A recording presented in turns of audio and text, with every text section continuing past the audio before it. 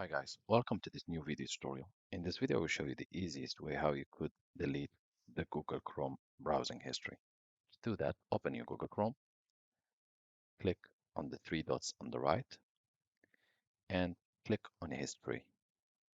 Again, click on History, or simply you can just click Ctrl H to open History. Next step, on the left panel, Clear Browsing Data. Click on it and select. You have two options, Advanced or you have Basic. For the basic, it will only delete browsing history and it will only delete cookies and site data and it will delete cached images and files.